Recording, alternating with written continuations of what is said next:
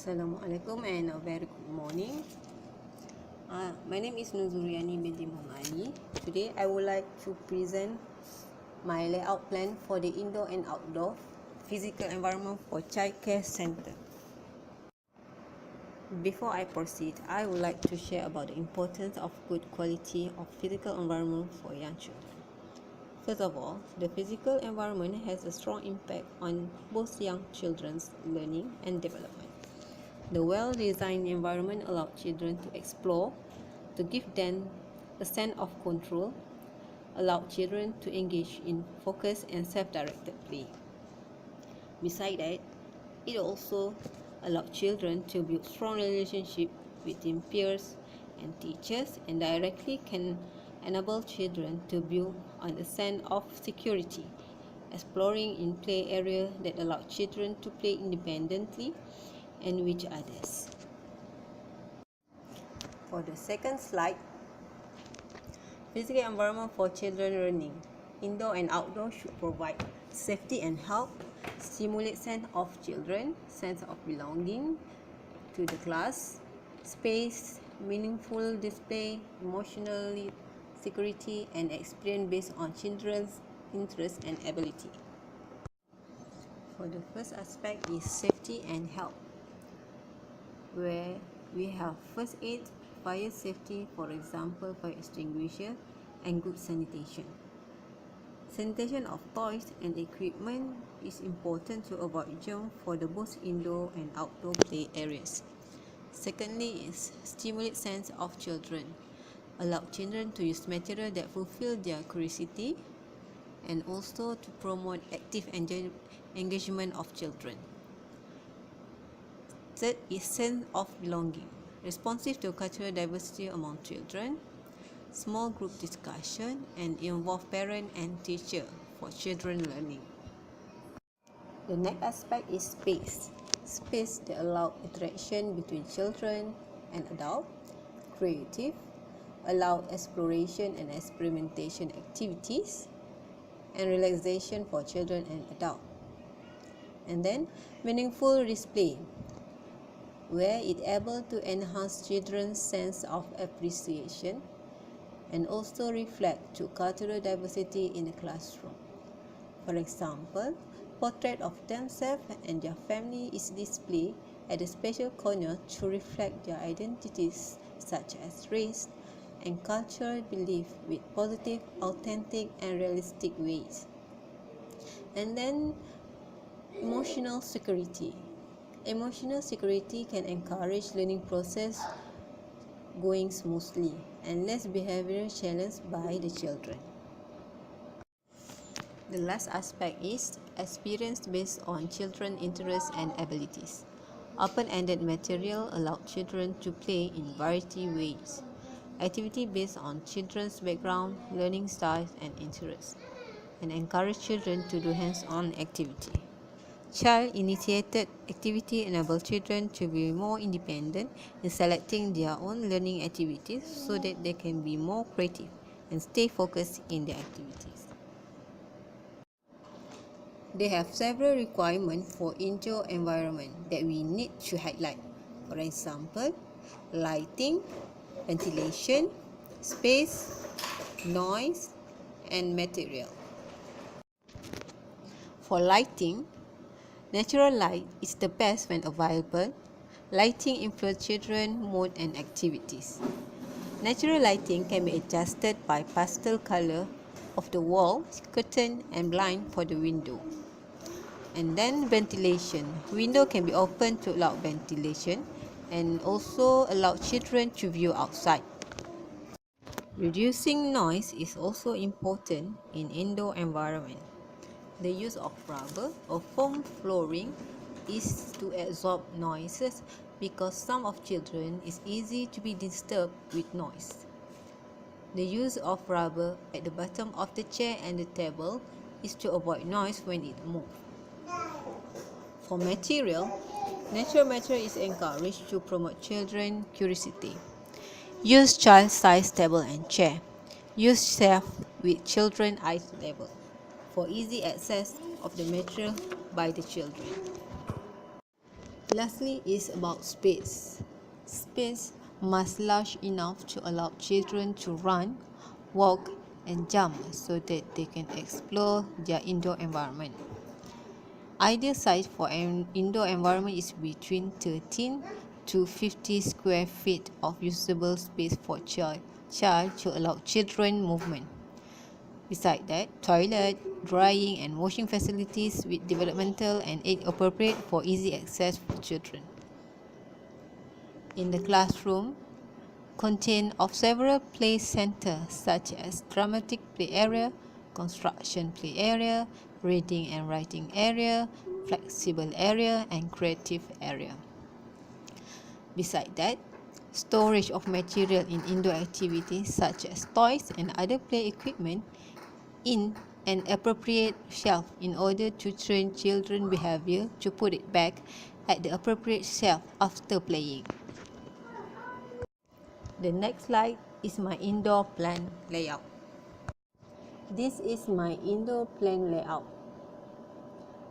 We have window, kids storage, teacher desk, whiteboard, water dispenser, sinks and mirror. In my indoor plan layout, we have several space area, which is creative play area, reading and writing area, dramatic play area, construction play area, and also meeting area. By providing clearly defined activity area, children are given the opportunity to make choice, planning for their own activities, and directly can increase children's focus in learning activity. We have locate the dramatic play area and reading and writing area not too close to avoid disturbance.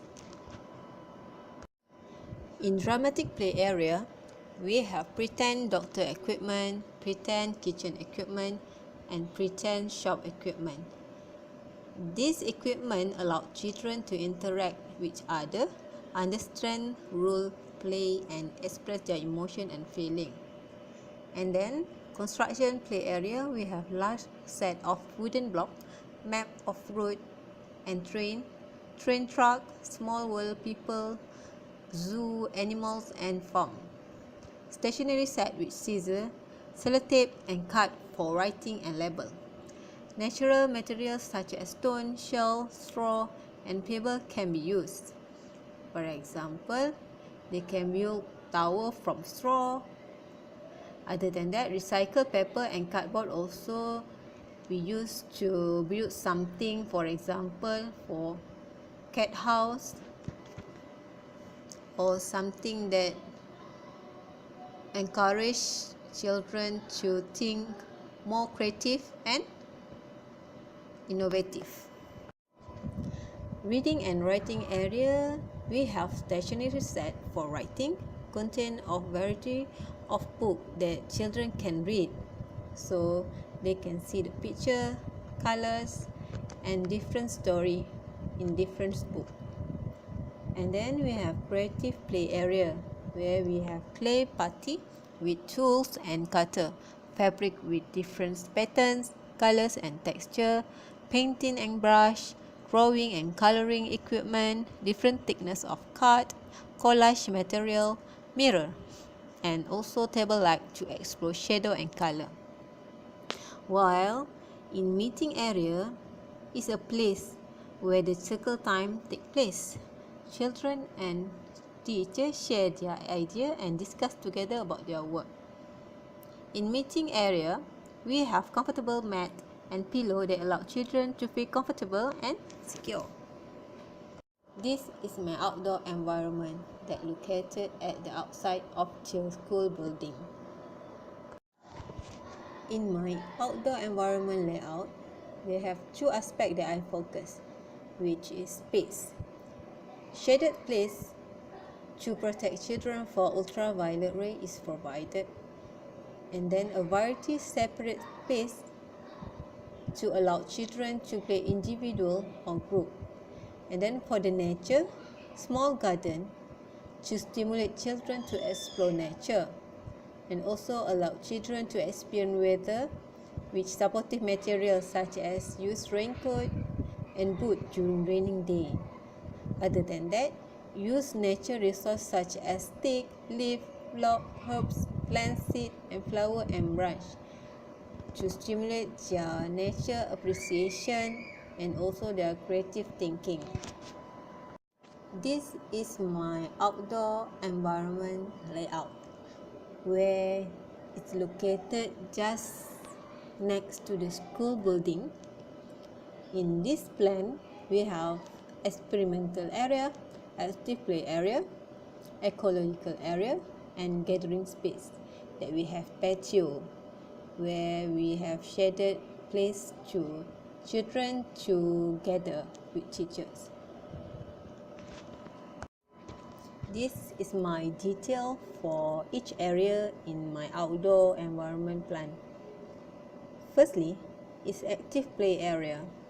Active play area promote strengthen physical development, require the children to be active, able to promote fitness and health.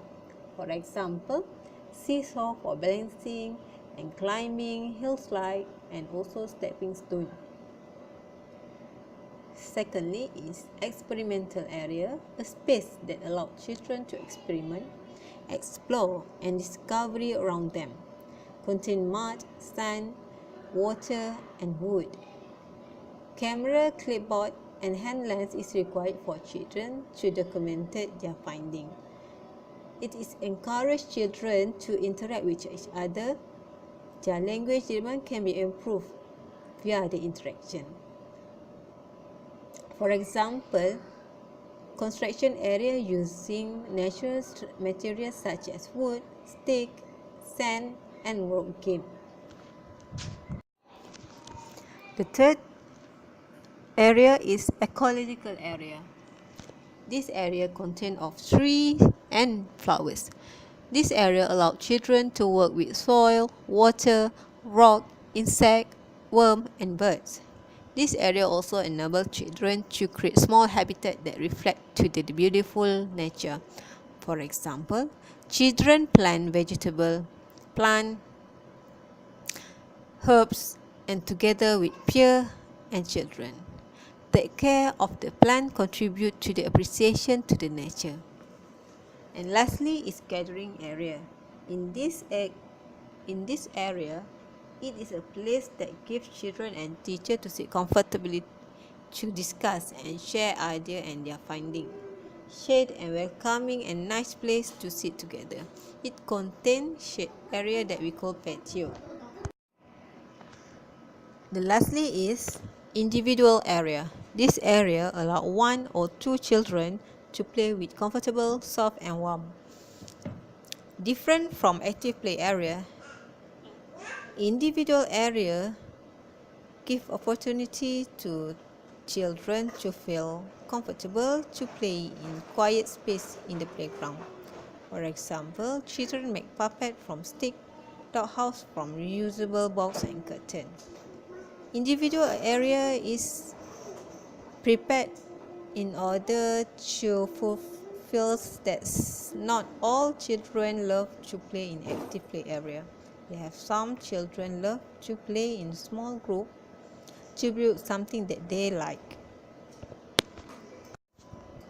As a conclusion, in constructivist views, it is important to children to have hands-on activity. Play is a vehicle for children's holistic development. The children have the right to initiate their own activities. Teachers act as facilitator in children's learning. Teachers need to plan activity that's suitable for children's learning.